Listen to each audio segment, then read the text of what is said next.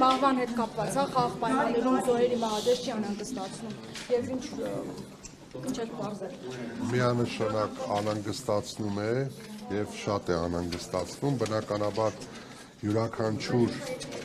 հանցագործության դեպք եւ առավել եւս զինծառայողի մահվան դեպք ցավ է պատճառում եւ մտահոգությունների տեղիք տալիս ու նաեւ լրացուցիչ աշխատանքներ իրականացնելու անհրաժեշտության մասին խոսում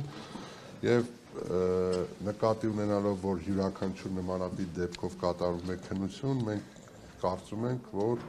լրիվ բազմակողմանի եւ օբյեկտիվ քննության արդյունքներով ծնող պատճառներ, նպաստող պայմանների հայտ կբերվեն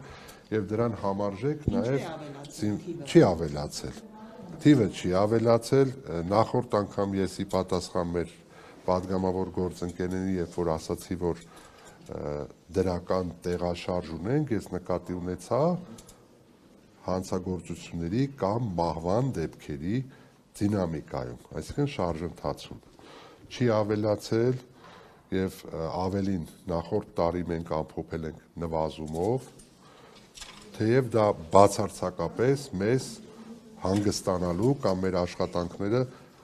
պատշաճ կատարելու ներողություն։ Մի ամսվա մեջ մի քանի անգամ չեն լինում, հաճախակի չեն լինում, դուք կարող եք հարցում կատարել եւ ձեր հարցմանն ի պատասխան դուք կստանաք պարզաբանում, որ բնականաբար հաճախակի չեն լինում, բայց նույնիսկ մեկ դեպքը մենք համարում ենք շատ ցավալի եւ պետք է ձեռնարկենք միջոցներ, որպեսզի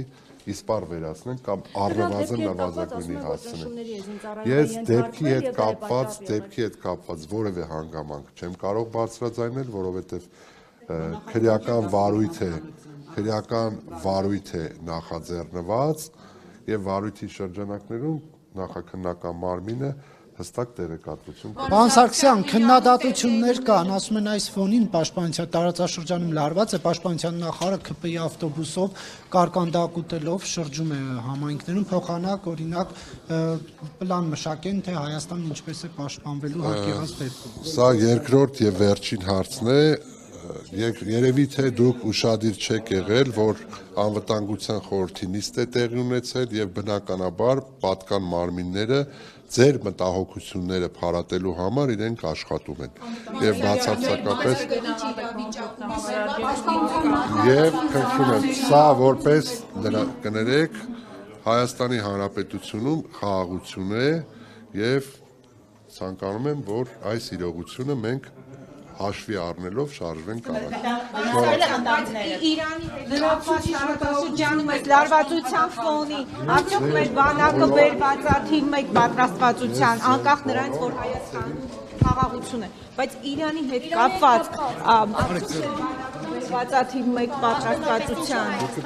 Հա, բայց իմ հարցին կպաշտոնապես Ես ձեզ նորից կարող եմ կրկնել նույնը, որ պատկան մարմինները բնականաբար